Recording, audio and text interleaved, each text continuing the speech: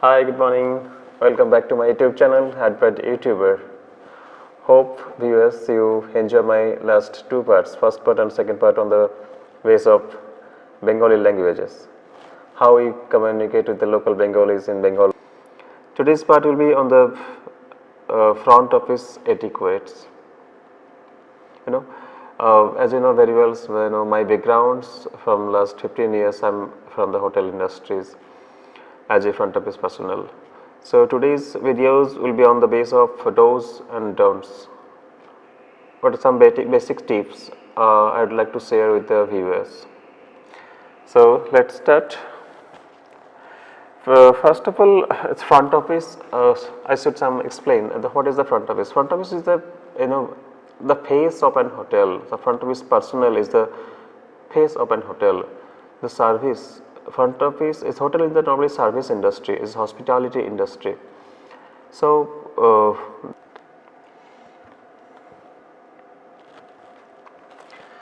normally front office is the main and key part of a hotel industry.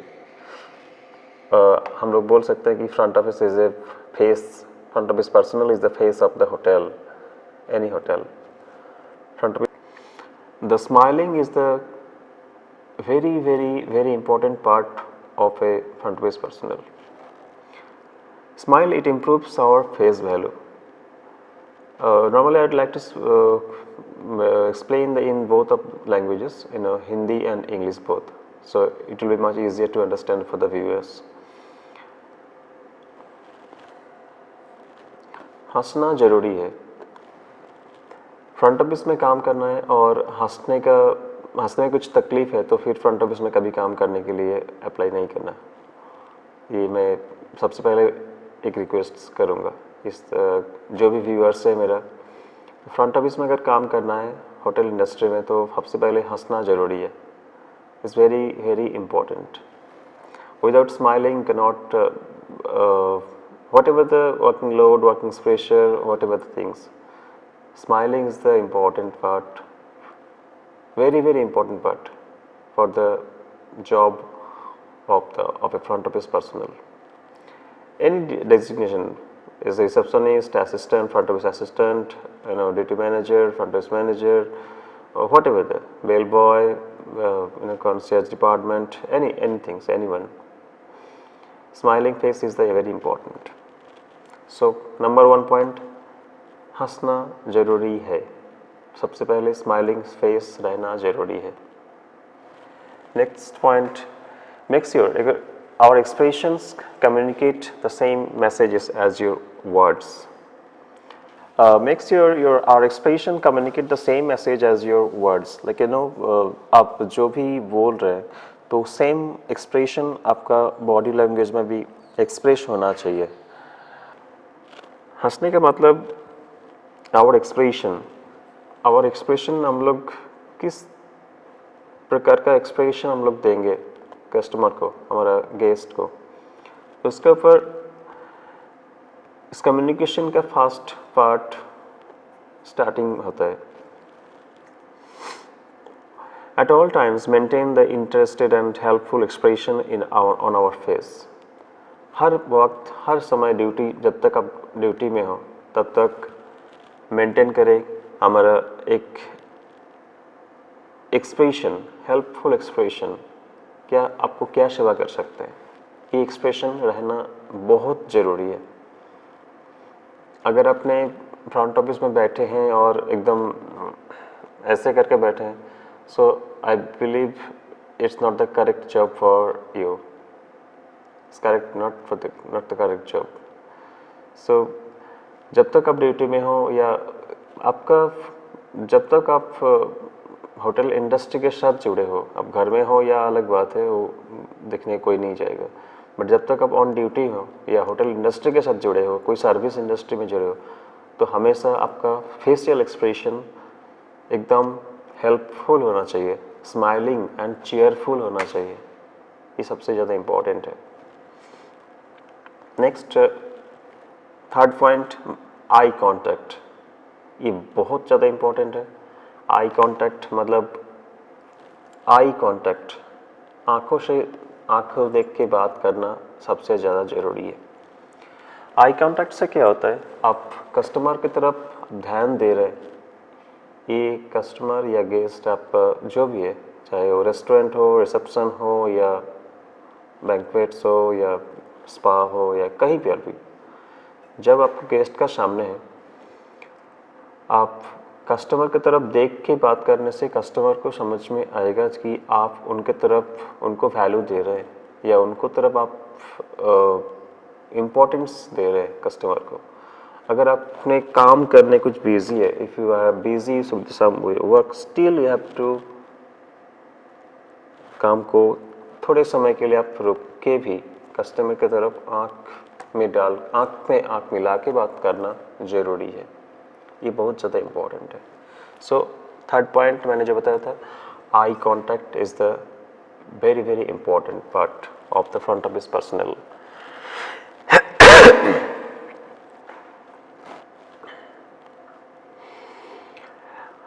And fourth part जो सबसे ज़्यादा आज के दिन में जो कोविड सिचुएशन चल रहा है उसमें भी ये बहुत ही वाइटल रोल निभा रहे हैं, और ये पहले से ही हमारा डोज एंड डोंट्स में आते हैं। That is at least 2.5 feet distance. Customer से बात करते वक्त या जो भी कोई भी इंटरेक्शन जब आप कर रहे हैं होटल्स के बारे में या अपना डिपार्टमेंट्स के बारे में, कोई सर्विस के बारे में, तो एटलीस्ट 2.5 फीट्स डिस्टेंस रहना ज़रूरी है। 2.5 फीट मीन्स ज़्यादा से ज़्यादा this is the almost 1.5 feet. So just another add 1 feet. So calculate accordingly.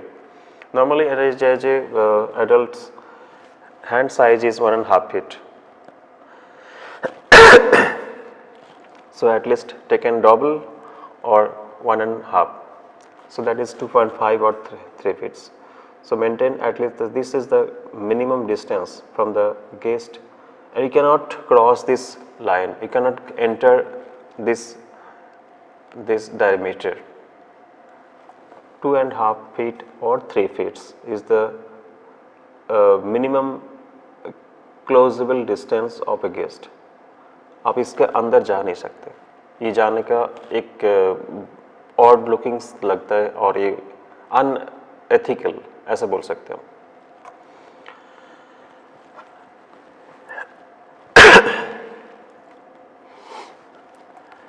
जब भी हम लोग फ्रंट ऑफिस में या रिसेप्शन या डेस्क में बैठे रहते हैं तो normally treat non residents with as much respect as a resident guests. They are potential guests too. कोई भी नॉन रेसिडेंट गेस्ट जो हम लोग जो कस्टमर अभी स्टे नहीं कर रहे, that is the non resident guest, and the resident guest that means the customer is already staying with us. So treat both of them with the same importance. दोनों को एक ही जैसा इम्पोर्टेंस के साथ ट्रीट करना जरूरी है. कारण क्या है? रीज़न यह है कि the non resident guest is the potential guest. मतलब अगर अपने उनको उतना ही वैल्यू देंगे तो वो अभी हमारा कस्टमर बन सकता है. उतना ही इम्पोर्टेंस देना जरूरी है, इतना ही. इसलिए इससे इम्पोर्टेंस सिर्फ हमारा रिसेप्शन में नहीं, सपोज कोई रेस्टोरेंट भी आ सकते हैं, बार में भी आ सकते हैं, या कोई भी बैंक्वेट्स में भी आ सकते हैं, किसी भी आउटलेट में आ सकते हैं. तो उतना ही इम्पोर्टेंस देना ज़रूरी है जितना रेसिडेंट गेस्ट को हम लोग देते हैं. और not to forget the power of mouth, power of word of mouth. ये power of word of mouth क्या होता है? Power of word of mouth यही होता है कि अगर हम लोग कहीं पर भी जाए, अगर वो अच्छा लगे तो एटलीस्ट हम लोग 2 लोग को बताएंगे या 3 लोग को बताएंगे. और कितना भी हम लोग ऑनलाइन रिव्यू देखें या कितना भी कैसे भी देखें, बट फेस टू फेस जो एक वैल्यू होता है ना, अगर मैं वहाँ पर जा रहा हूँ, अरे हाँ मैं वहाँ पर गया था बट वहाँ का सर्विस बहुत अच्छा था, अगर आपका कोई दोस्त या कोई भी आपका रिलेटिव ऐसे कोई बोल दिया तो 100% आप वही प्रॉपर्टी आप सिलेक्ट करेंगे। तो इसी बेस पे ये word of the power of the word of mouth इसी को बोलते हैं। तो ये बहुत ही इम्पोर्टेंट चीज़ है रिसेप्शन या कोई भी आउटलेट का, और इसीलिए इम्पोर्टेंट देना रेसिडेंट और नॉन रेसिडेंट दोनों को सेम इम्पोर्टेंट देना इतना ज़रूरी है। Hi, next point will be in normally in every hotels and hotel industry, in service industry, and ऐसा बोला जाता है कि speak to customer in English, but according to my 15 साल का जो आप तजुर्बा एक्सपीरियंस बोल सकते हैं, तो on the base of that I should suggest I should give my personal opinion. English is not the perfect for every times for all the customers. My suggestion will be what I observe, मैं जो देखा हूँ. First, the reception guys should observe from which country he comes from, कौन से country से आ रहे हैं और उनका लैंग्वेज मदर लैंग्वेजेस कौन सा है, कौन से कंट्री से हैं और कौन सा लैंग्वेज में बात कर रहे हैं। तो सपोज़ आप किसी भी कंट्री में किसी भी देश में बैठे हुए हैं रिसेप्शन में, and suddenly you see the person is comes for check in, he is speaking in Maharashtrian और इन तमिल और हिंदी और in Gujarati, any local languages, Hindi, English और एनी लैंग्वेजेस।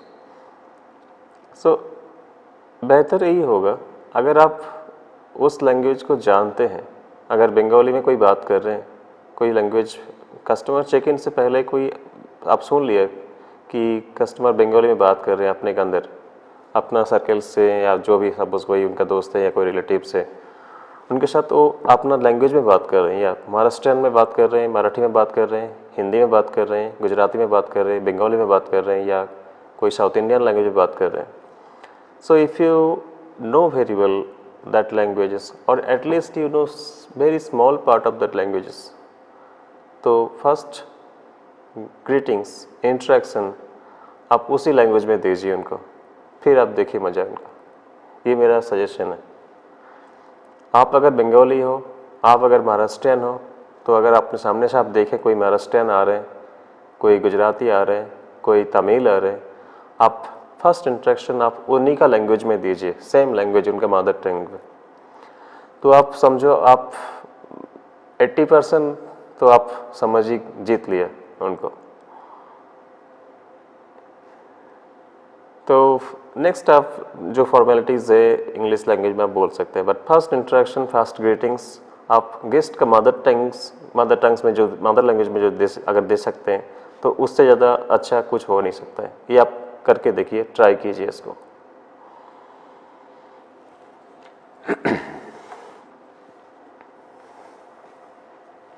आप next point will be in this, remember you are within the view of the guest even when you are not directly interacting with him. Maintain your pause at all time. आप ध्यान रखिए, आप जब तक on duty में हो, reception में हो या लॉबी में हो, आप एवरी टाइम्स गेस्ट का नज़र में हो। आपका हर चीज़, हर चाल आप गेस्ट आपको नोटिस कर रहे हैं। तो आपका जो पोज है, आपका जो बॉडी लैंग्वेजेस है, ये हमेशा आप खुद को सचेतन रखें।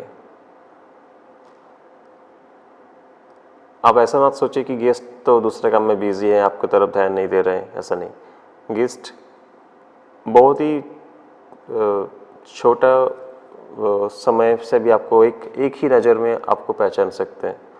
तो आप आपकी तरफ ध्यान दें। जब तक आप ऑन ड्यूटी में हो तब तक आपका बॉडी लैंग्वेज, आपका गेस्चर, पोस्चर उतना ही प्रोफेशनल लुक्स होना चाहिए।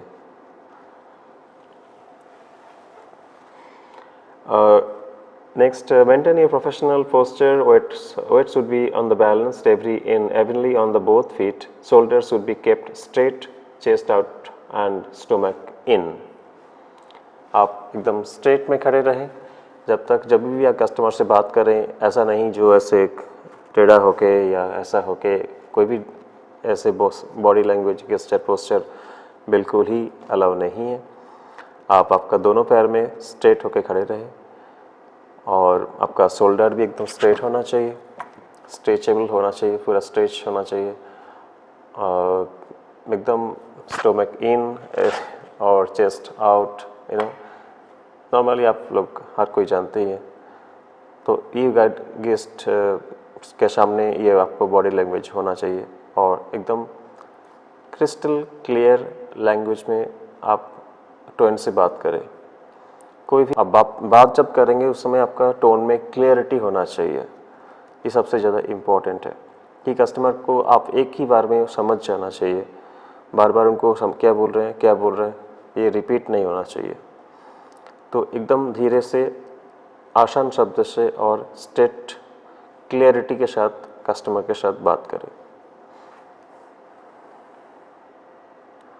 आज की इस वीडियो के लिए बस डोज के बारे में इतना ही बताया। नेक्स्ट पार्ट में मैंने बताऊंगा डोंट्स, क्या नहीं करना चाहिए फ्रंट ऑफिस में, क्योंकि ज़्यादा दोनों पार्ट एक साथ जोड़ देंगे तो फिर थोड़ा सा वीडियो लंबा हो जाएंगे, आपको देखने में मज़ा नहीं आएगा। आज का वीडियो में इतना ही। कल और एक बनाएंगे जो क्या नहीं करना चाहिए इसके बारे में बात करेंगे। ओके, तब तक के लिए थैंक यू, बाय बाय। अब जब भी आप कोई गेस्ट से बात करना चाहें या कोई बात करने जा रहे हैं तो आप उनका नाम से उनको पहले कॉल करें, या हाय मिस्टर पाटिल, हाय मिस्टर डैन, हाय मिस्टर, उनका सार नेम से उनको कम से कम उनका सार नेम से उनको बुलाए।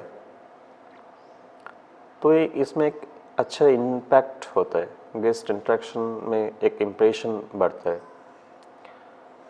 उनका किसी का गेस्ट का नाम लेके बुलाने से उनका एक अलग से इम्प्रेशन क्रिएट होता है।